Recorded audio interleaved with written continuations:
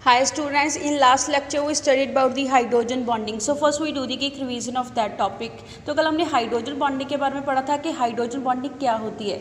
जब कहता है हाइड्रोजन किसके साथ जाके बॉन्ड बना लेता है, electronegative element that is fluorine, oxygen, nitrogen के साथ मिलकर बॉन्ड बना लेगा। उस दौरान वीक बॉन्ड की फॉर्मेशन होती है जिसको हम क्या बोलते हैं, हाइड्रोजन बॉन्ड बोलते हैं, जिसको हमने हाइड्रोजन फ्लोराइड की एग्जाम्पल लेके एक्सप्लेन करा था। नेक्स्ट हमने पढ़ा था स्ट्रेंथ ऑफ हाइड्रोजन बॉन्ड, कि जो हाइड्रोजन बॉन्ड है वो कितना स्ट्रॉन्ग बॉन्ड होता है। कहता है जो हाइड्रोजन बॉन्ड है उसको तोड़ने के लिए कितनी एनर्जी रिक्वायर्ड होती है, 10 से लेके 40 किलो जूल पर मोल एनर्जी रिक्वायर्ड होती है। जबकि कहता है जो नॉर्मल कोवलेंट बॉन्ड होता है उसको तोड़ने के लिए कितनी एनर्जी रिक्वायर्ड होती है, 400 किलो जूल पर मोल एनर्जी रिक्वायर्ड होती है। तो यहाँ से हमें क्या पता चलता है कि जो हाइड्रोजन बॉन्ड है वो बहुत ज़्यादा क्या होता है, वीक बॉन्ड होता है as comparison to covalent bond. ऐसे नेक्स्ट हमने पढ़ा था cause of formation of hydrogen bond, कि हाइड्रोजन बॉन्डिंग किस वजह से होती है। कहता है हाइड्रोजन बॉन्डिंग किस वजह से होगी, बिकॉज कहता है जो इलेक्ट्रोनेगेटिव एलिमेंट है वो क्या करता है, शेड पेरे वाले इलेक्ट्रॉन को अपनी तरफ को ज़्यादा अट्रैक्ट कर लेता है। एज दैट उसके ऊपर पार्शियल नेगेटिव चार्ज डिवेल्प हो जाता है, हाइड्रोजन के ऊपर पार्शियल पॉजिटिव चार्ज डिवेल्प हो जाता है। कहता है उस दौरान क्या होता है, वो नेबरिंग मॉलिक्यूल के साथ क्या करेगा, डाइपोल डाइपोल इंटरेक्शन करके क्या करता है, हाइड्रोजन बॉन्ड की फॉर्मेशन हो जाती है। ऐसे हमने कंडीशन के बारे में पढ़ा था कि हाइड्रोजन बॉन्डिंग करने के लिए कौन सी कंडीशन जरूरी होती है, जिसको हमने कल डिटेल में डिस्कस करा था।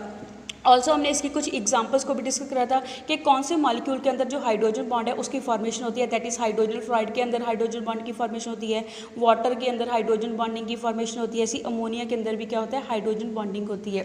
नेक्स्ट हमने पढ़ा था टाइप्स ऑफ हाइड्रोजन बॉन्ड, कि जो हाइड्रोजन बॉन्ड है वो कितने टाइप का होता है। कहता है जो हाइड्रोजन बॉन्ड है वो दो टाइप का होता है mainly, that is intermolecular hydrogen bond and intramolecular hydrogen bond. Intermolecular hydrogen bond के अंदर क्या होता है, हमारे पास हाइड्रोजन बॉन्ड किसके बीच में होती है, दो नेबरिंग मॉलिक्यूल्स के बीच में होती है। जबकि इंट्रामॉलिक्यूलर हाइड्रोजन बॉन्ड किसमें बनता है, सेम मॉलिक्यूल के अंदर क्या होगी, हमारे पास हाइड्रोजन बॉन्डिंग होगी। कल हमने इसकी एग्जांपल ली थी ऑर्थोनाइट्रोफिनोल। ऐसे हमारे पास दूसरी एग्जांपल इसकी कौन सी है, ऑर्थोनाइट्रोबेंजोइक एसिड। कहता है इसमें क्या होता है, बेंजीन रिंग के साथ एक कार्बोक्सिलिक ग्रुप लगा होता है, दूसरा क्या होता है, नाइट्रो ग्रुप लगा होता है। नाइट्रो ग्रुप का ऑक्सीजन एंड कार्बोक्सिलिक ग्रुप का हाइड्रोजन दोनों आपस में क्या कर लेते हैं, हाइड्रोजन बॉन्ड बना लेते हैं। कहता है यहाँ पे हाइड्रोजन बॉन्डिंग सेम मॉलिक्यूल के अंदर हो रही है, जिसके कारण इसको हम क्या बोलते हैं, इंट्रा मॉलिक्यूलर हाइड्रोजन बॉन्ड बोलते हैं।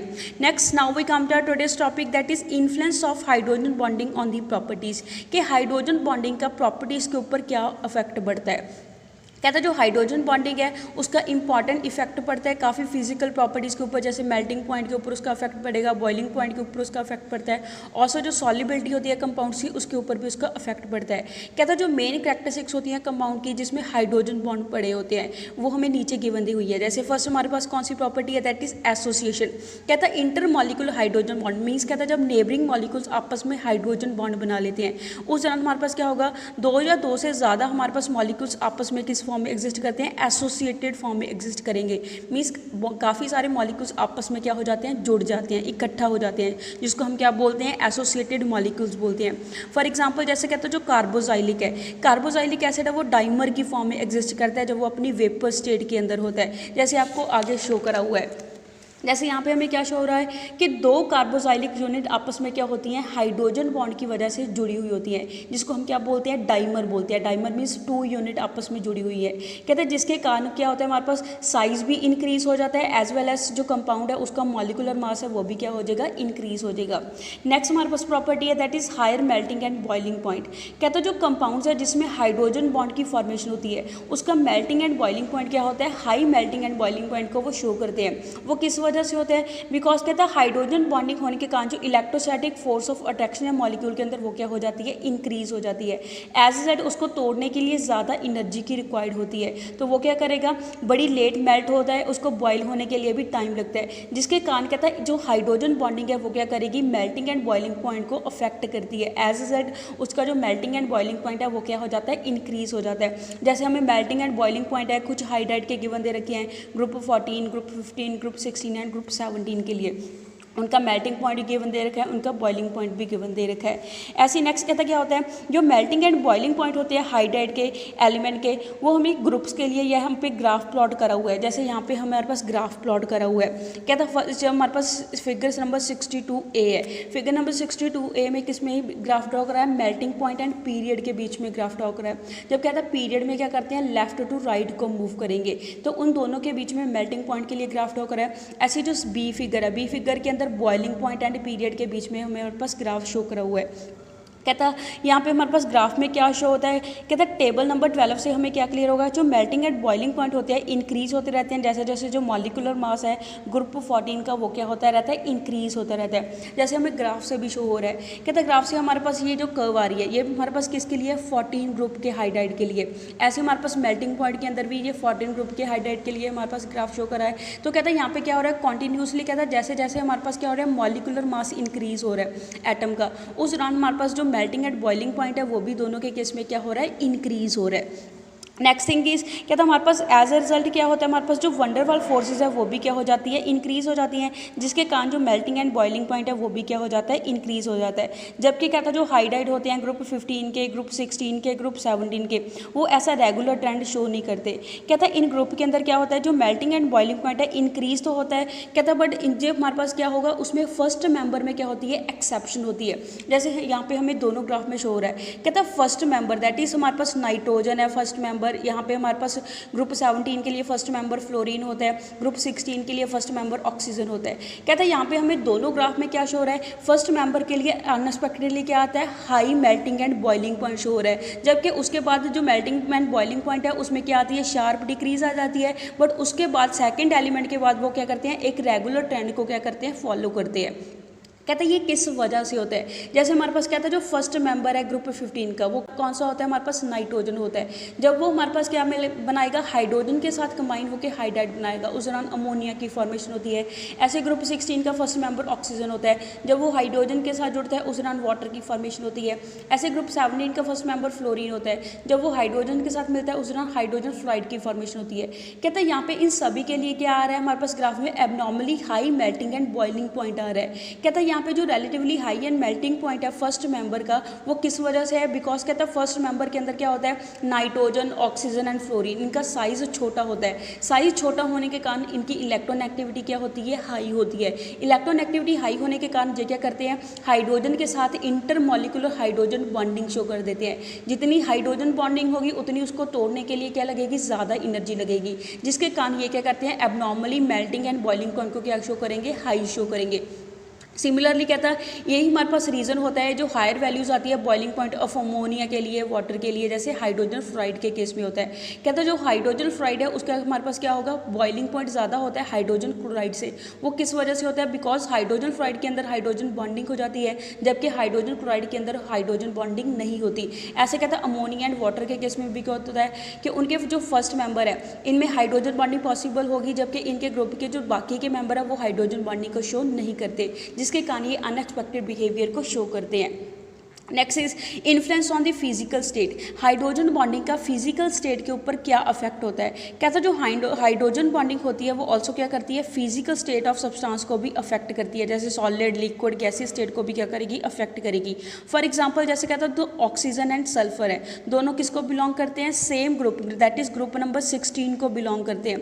बट कहता है जब ऑक्सीजन हाइड्रोजन के साथ कंबाइन होता है वो लिक्विड स्टेट में एग्जिस्ट करता है, ऑर्डिनरी टेम्परेचर के ऊपर, नॉर्मल रूम टेम्परेचर के ऊपर। जबकि कहता है जब सल्फर हाइड्रोजन के साथ मिलकर हाइड्रोजन सल्फाइड बनाता है वो किस स्टेट में एग्जिस्ट करता है, गैसीय स्टेट में एग्जिस्ट करता है। कहता है उसको हम किस बेसिस के ऊपर एक्सप्लेन करते हैं, इलेक्ट्रोनेगेटिविटी वैल्यूज के ऊपर एक्सप्लेन करते हैं, बिकॉज ऑक्सीजन की इलेक्ट्रोनेगेटिविटी हाई होती है, सल्फर की इलेक्ट्रोनेगेटिविटी वैल्यू लेस होती है, जिसके कारण कहता है जो ऑक्सीजन है वो क्या करेगा, हाइड्रोजन बॉन्डिंग को शो करेगा एंड मॉलिक्यूल्स आपस में जुड़ जाते हैं, जिसकी वजह से वो किस स्टेट में एग्जिस्ट करता है, लिक्विड स्टेट में एग्जिस्ट करता है। जबकि कहता है जो सल्फर है उसकी इलेक्ट्रोनेगेटिविटी वैल्यू लो होती है, इलेक्ट्रोनेगेटिविटी लो होने के कारण वो हाइड्रोजन के साथ हाइड्रोजन बॉन्डिंग शो नहीं करेगा, एक मॉलिक्यूल दूसरे मॉलिक्यूल के साथ हाइड्रोजन बॉन्ड के साथ नहीं जुड़ता है। एज सेड कहते हैं यहाँ पे मॉलिक्यूल सेपरेट होते हैं, तो वो किस स्टेट में एग्जिस्ट करेंगे, गैसीय स्टेट में एग्जिस्ट करेंगे। जैसे आपको यहाँ पे शो करा हुआ है इलेक्ट्रोनेगेटिविटी वैल्यूज दोनों की, हाइड्रोजन सल्फाइड के केस में भी, वाटर के केस में भी, दोनों hydrogen and oxygen and hydrogen and sulphur की इलेक्ट्रोनेगेटिविटी वैल्यूज आपको यहाँ पे गिवन दे रखी है। कहते हैं वाटर में क्या होता है, हमारे पास जो ऑक्सीजन है वो हाईली इलेक्ट्रोनेगेटिव नेचर का होता है, जिसके कारण वो हाइड्रोजन बॉन्ड बना लेता है। एज अ रिजल्ट कहता है उस दौरान जो मॉलिक्यूल्स होते हैं वाटर के वो आपस में जुड़ जाते हैं एक दूसरे के साथ। तो वहाँ से उस केस में होगा हमारे पास जो उसका बॉइलिंग पॉइंट है वो क्या हो जाता है, इंक्रीज हो जाता है, जिसकी वजह से वाटर है वो किस स्टेट में एग्जिस्ट करता है, लिक्विड स्टेट में एग्जिस्ट करेगा रूम टेम्परेचर के ऊपर। ऑन दी अदर हैंड कहता क्या होता है, जो इलेक्ट्रोनेगेटिविटी डिफरेंस है हाइड्रोजन एंड सल्फर में, वो as comparison to oxygen and hydrogen क्या होता है, लेस होता है, जिसके कारण कहता है हमारे पास क्या होगा, उसमें नेग्लिजिबल हाइड्रोजन बॉन्डिंग होती है। अगर उसमें हाइड्रोजन बॉन्डिंग पॉसिबल नहीं होगी तो उस दौरान जो H2S मॉलिक्यूल्स है आपस में जुड़ेंगे नहीं। अगर वो आपस में नहीं जुड़ते तो वो किस स्टेट में एग्जिस्ट करते हैं, गैसीय स्टेट में एग्जिस्ट करते हैं रूम टेम्परेचर के ऊपर। नेक्स्ट हम पढ़ेंगे सॉल्युबिलिटी के बारे में, कि जो हाइड्रोजन बॉन्डिंग है ऑल्सो जो सॉल्युबिलिटी होती है एक सब्सटेंस की दूसरे सब्सटेंस के अंदर, उसको भी क्या करती है, अफेक्ट करती है। जैसे फॉर एग्जांपल कहता है जो अल्कोहल है वो हाईली सॉल्युबल होती है वाटर के अंदर। वो किस वजह से होती है, बिकॉज कहता है जो अल्कोहल है, अल्कोहल का OH ग्रुप क्या करता है, वाटर के ऑक्सीजन के साथ, जैसे अल्कोहल का हाइड्रोजन वाटर का ऑक्सीजन आपस में क्या करते हैं, हाइड्रोजन बॉन्डिंग को शो करते हैं, जिसकी वजह से जो अल्कोहल है वो वाटर के अंदर क्या हो जाता है, डिसॉल्व हो जाता है। नेक्स्ट हम पढ़ेंगे वॉलेटिलिटी के बारे में। वॉलेटिलिटी क्या होती है, वेपर बनने की टेंडेंसी, भाप बनने की टेंडेंसी। कहते हैं जो कंपाउंड्स होते हैं जिसमें हाइड्रोजन बॉन्डिंग इन्वॉल्व होती है, जैसे डिफरेंट मॉलिक्यूल्स हो गए, अमोनिया, वाटर, हाइड्रोजन फ्लोराइड, जिनका क्या होता है, हायर बॉइलिंग पॉइंट होता है। देयरफॉर कहता है उसमें क्या होगा, वो लेस वॉलेटाइल होते हैं as comparison to other corresponding member of their group. कहता है उनके जो ग्रुप के बाकी के मेंबर के हाइड्रेट होते हैं उसके कॉरस्पॉन्डिंगली ये ammonia, water and hydrogen fluoride है, इनके वेपर बनने की टेंडेंसी क्या होती है, लेस होती है।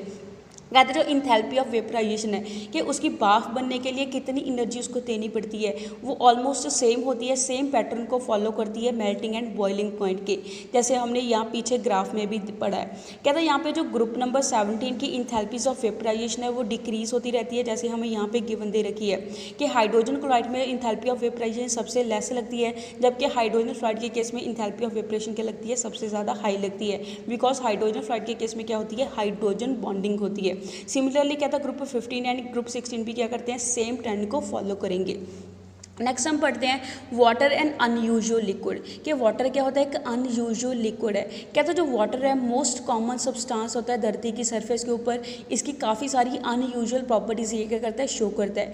कहता है एक इसमें से कौन सी प्रॉपर्टी है कि वाटर के अंदर एबिलिटी होती है वो वैरायटी ऑफ कंपाउंड को अपने अंदर क्या कर लेता है, डिसॉल्व कर लेता है। कहता है ये क्या करता है, काफ़ी सारे जो आयनिक कंपाउंड्स होते हैं, पोलर, इनऑर्गेनिक या ऑर्गेनिक कंपाउंड होते हैं, उसको अपने अंदर क्या करेगा, डिसॉल्व कर लेगा।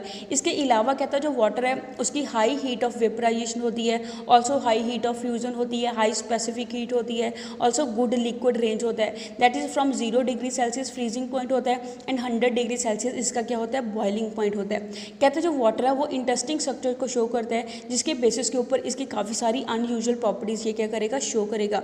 इसको हम किस बेसिस के ऊपर एक्सप्लेन करते हैं, हाइड्रोजन बॉन्डिंग के बेसिस के ऊपर एक्सप्लेन करते हैं।